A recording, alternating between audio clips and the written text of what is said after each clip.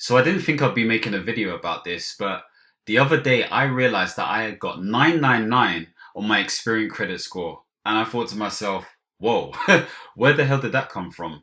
But it really got me thinking about what got me into that space or what got me that score in the first place.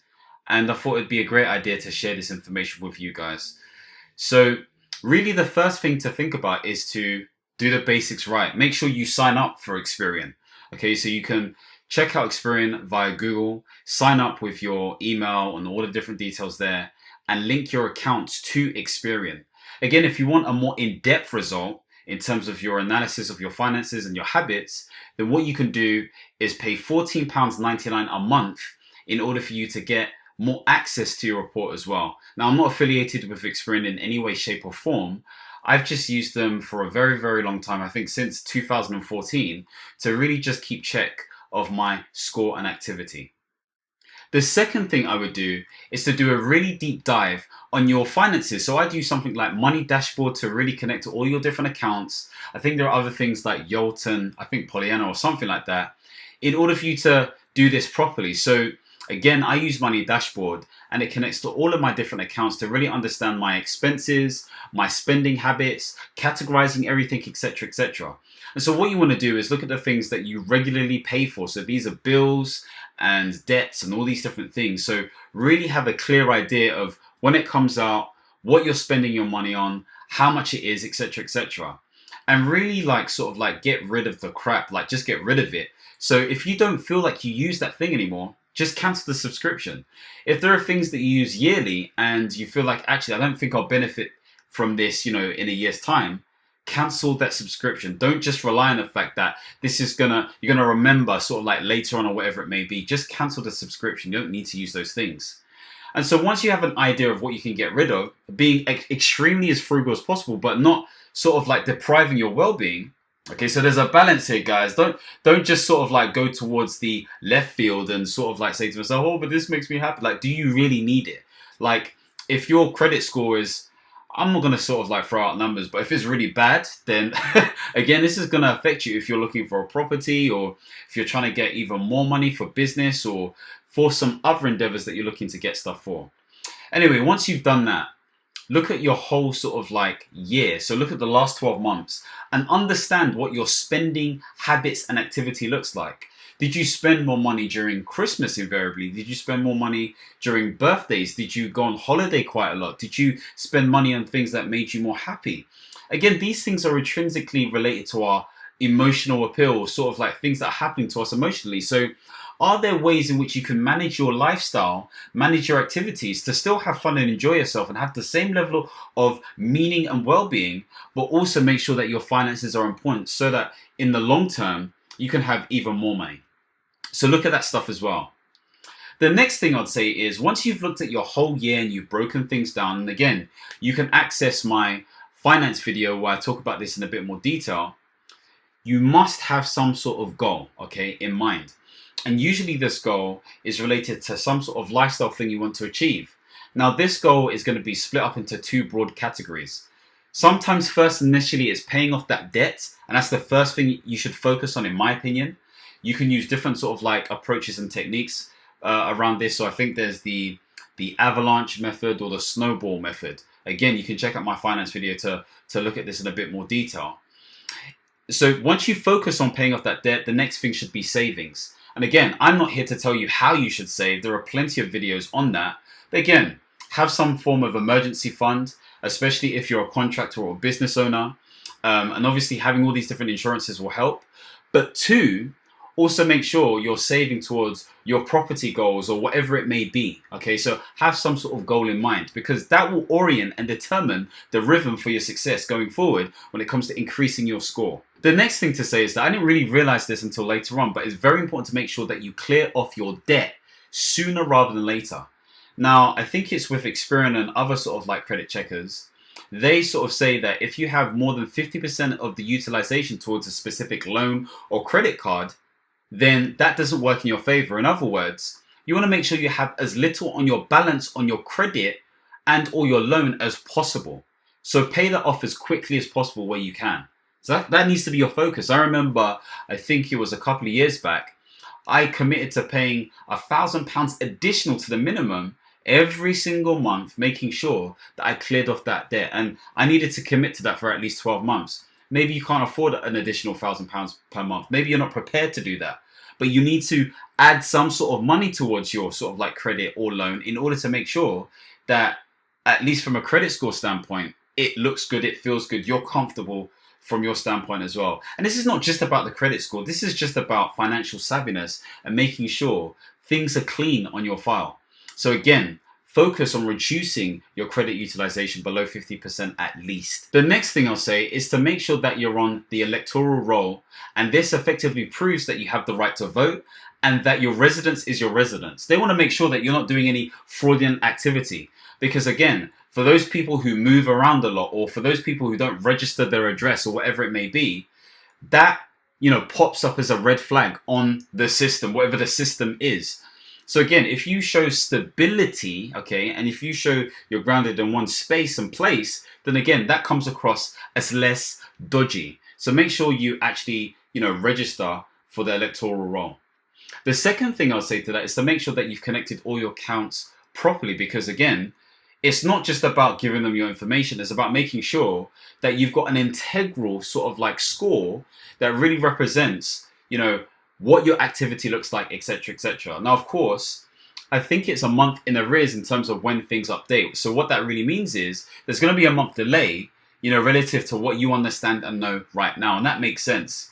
Of course, if they had live information, that would be a bit more scary, but they don't have live information, so to speak. So my understanding is, as it stands of this video, there is a 1 month delay relative to where you are. So make sure things are as accurate as possible. The next thing I'd say is to make sure that you don't take out unnecessary debt. Every single time you take out some sort of loan or, credit card or whatever it may be, that's a check against your file. And so these are all things that mark against you. You want to make sure you have some sort of form of clean record. If you need to take stuff out, you need to take stuff out. But think creatively. I know some people who think they need to take out a credit card or a loan or whatever it may be, just because they don't know how the system works.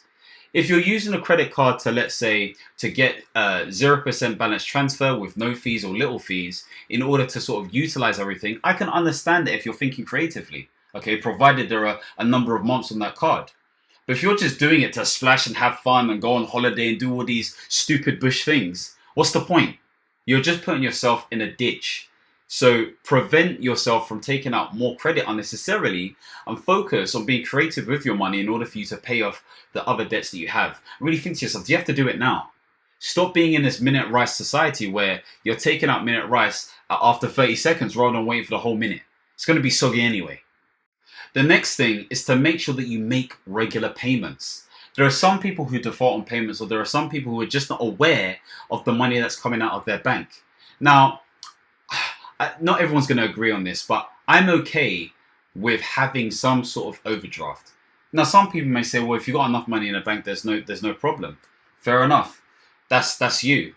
But if you have a small enough overdraft because in terms of your tendencies, etc., that you may go over from time to time, that's perfectly fine. As long as you don't stay in your overdraft. It's very important to understand that. So if your overdraft is only like £250, that's fair enough. If it's like £2,000, my friend, where are you going with £2,000 overdraft? I mean, in some instances, if you're transitioning and you're getting out of that, then what you want to do is lower the overdraft as you get richer, or as you get more financially savvy, or as you get more mature with your finances. So I won't say overdrafts are a bad thing, as long as you're sensible and it's as small as possible.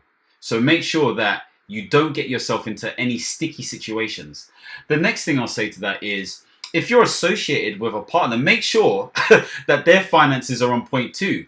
Now, it's interesting because my partner before was worried about me. I was thinking, you better check yourself. But we've put ourselves in a position where we're in very, very high scores when it comes to our experience score.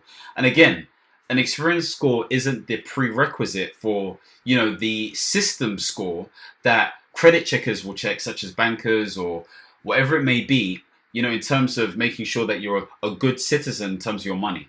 So Experian isn't the de facto, but I think it's it's a good way to make sure that your money's on point at least, or you're financially savvy, or they can trust you as a less riskier asset towards taking out some sort of loan, such as a mortgage, if you're a first-time buyer or something like that.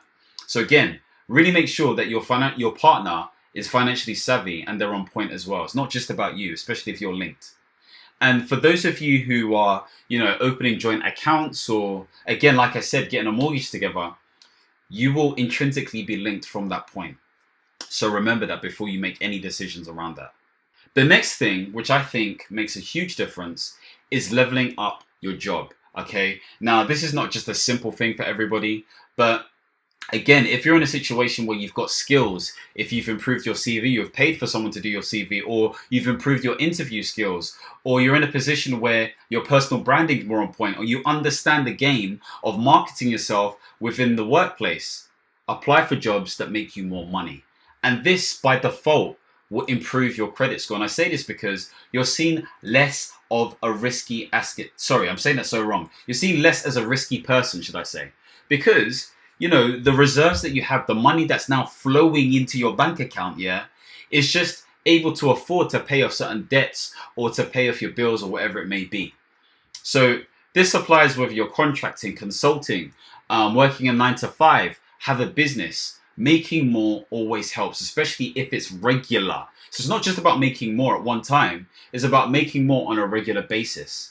Okay, so obviously proving that as a 9-to-5. And if your bank sees this and Experian sees this, you're in good stead. So make sure you do something about leveling up with your role. The next thing I'll say is to make sure that you check any sort of like corrections or errors with Experian. So they're not always going to get things right. I remember a time where they thought I didn't register to vote. And some of you people are saying, yeah, it was Experian's fault. No, it was their fault. So I rang them up and I told them, actually, I don't think I rang them up. I think I emailed them. I did one of those things. And I basically said, I've already registered to vote. Here's the proof of it. And they changed it literally within a day. So it's not difficult to do. If you see an error, make sure you get it changed, because again, that will invariably improve your score.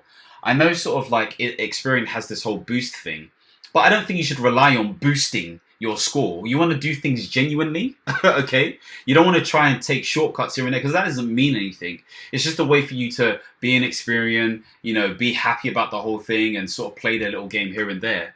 All I can say to you is focus on genuinely making better sort of decisions in terms of your finances. The last thing I want to say is to make sure that you keep old accounts, because again, this shows good sort of like credit history in terms of how you were, in terms of your habits, etc., etc. Once you close that, it's not associated with you anymore, and so they don't have anything to go on. And so when it comes to checking your credit, it's about proof, it's about evidence, it's about how have you been as a person throughout your life. Okay, so some people say, oh, you should get credit builders and all this kind of stuff there. That's on you. I'm not at that stage. You know what I mean? I've dealt with debt before. I know what I've had to do. Just make sure you're a genuine and reliable and mature citizen when it comes to your finances. And if you need to take out debt, such as a mortgage, then you need to make sure this stuff is on point.